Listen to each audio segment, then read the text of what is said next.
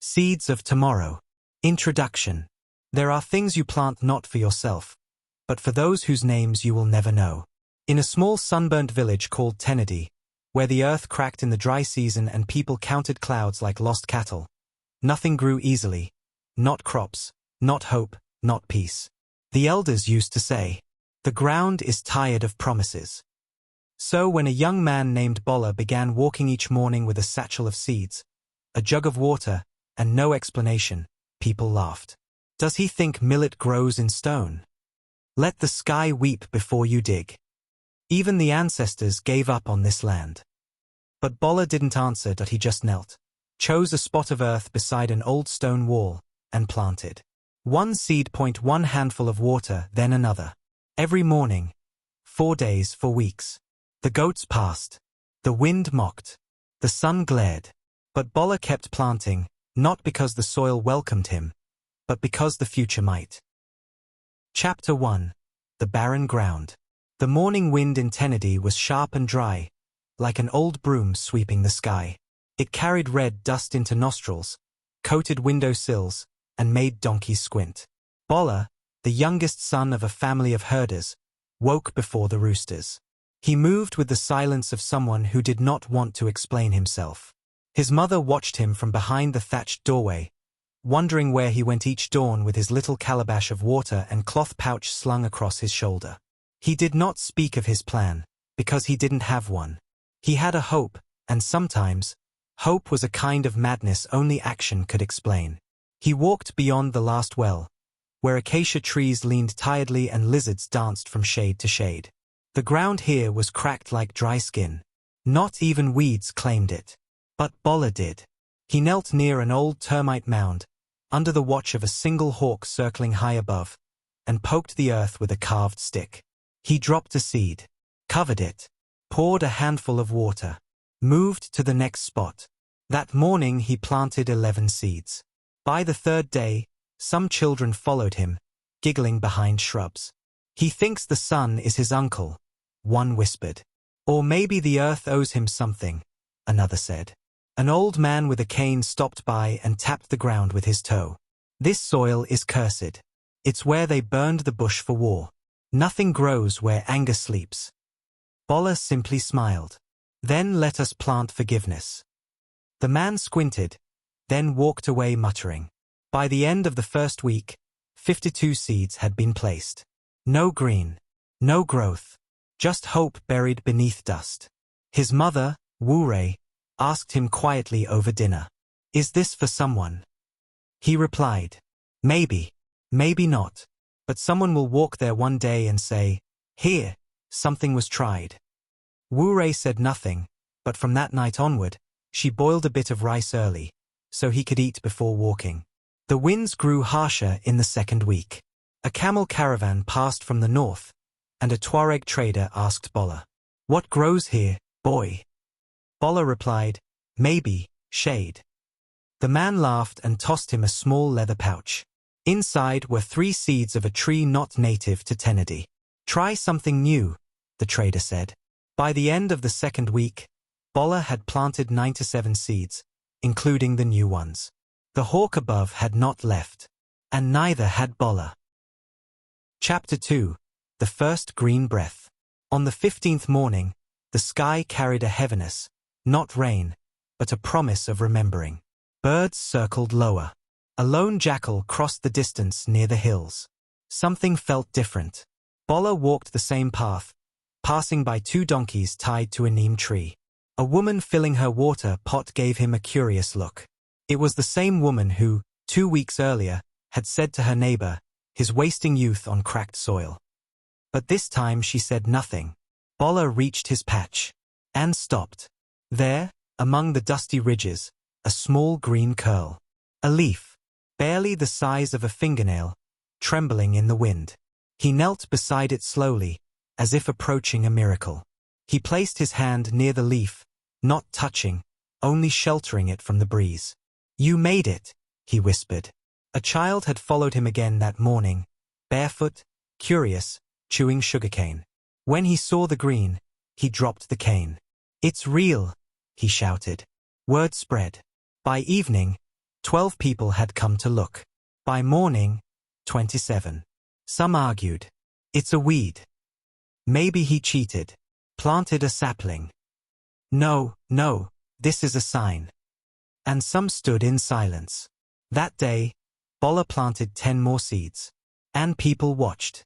In the following week, for more sprouts appeared. The land was still dry. The sun was still cruel. But now, it had been answered.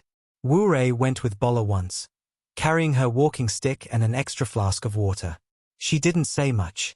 But as she poured a little water near one of the sprouts, she smiled and said, "Your father would have waited for proof. I think you waited for faith." That night, someone left a basket of seeds outside Balla's door. No name. Just a note. Keep planting. We're watching. Chapter 3. When Others Begin. The 20th morning was not unlike the others. The sun still rose too fast. The ground still cracked beneath bare feet. But something had shifted in Tenadi. Balla, now followed by a growing trail of eyes, arrived at his planting ground to find something unexpected.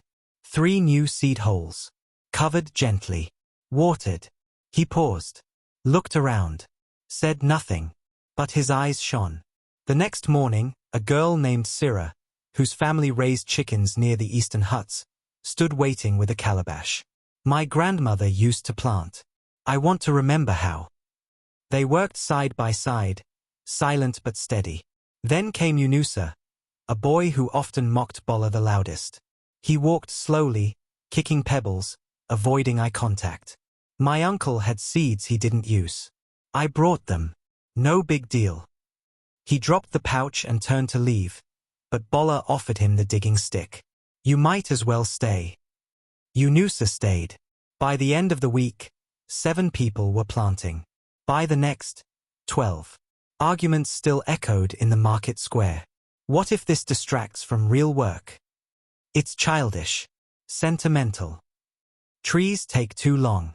We need food, not shade. But for every complaint, another hand joined. The sprouts became saplings. The saplings drew birds.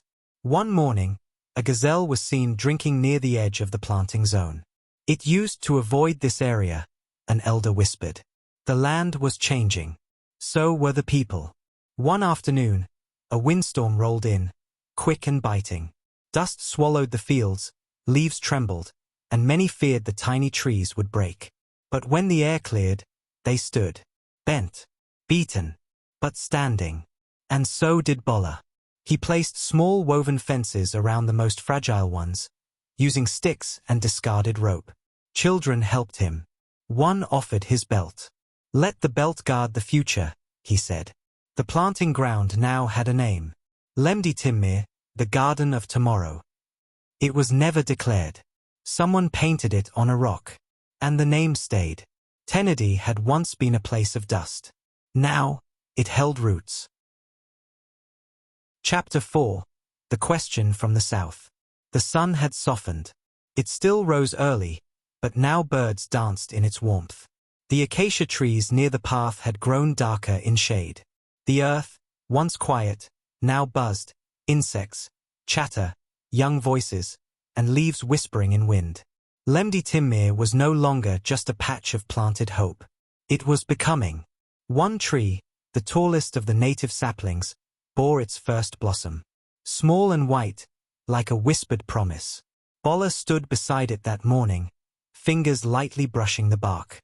"You believed when no one else did," he whispered.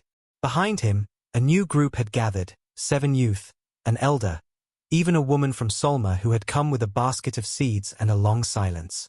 "I heard about this garden in the market of Dinarari," she said. "I came to see if the soil really forgave." She planted 3 seeds. One for her daughter, one for her son, and one for her late husband. Then came the visitor from the south. He arrived not on a horse or in a caravan, but walking, wearing shoes smooth with travel, eyes older than his face.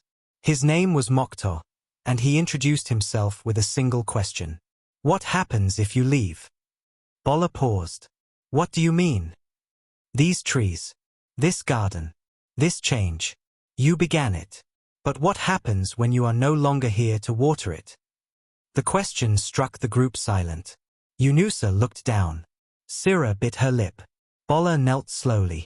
He placed a new seed into the ground. Then someone else must plant the next one. He looked at the group. We do not plant because we will always be here. We plant so that something good will remain when we are not. Mokhtar nodded. That is enough. He left a book behind, pages of diagrams and sketches. How to irrigate, how to graft branches, how to protect roots from worms. He had written it during his travels. No one had ever asked for it. Until now. That evening, Balla returned home to find his mother sitting outside with two women from the village. They were organizing a seed bank. Old gourds, labeled and lined up. A record book opened.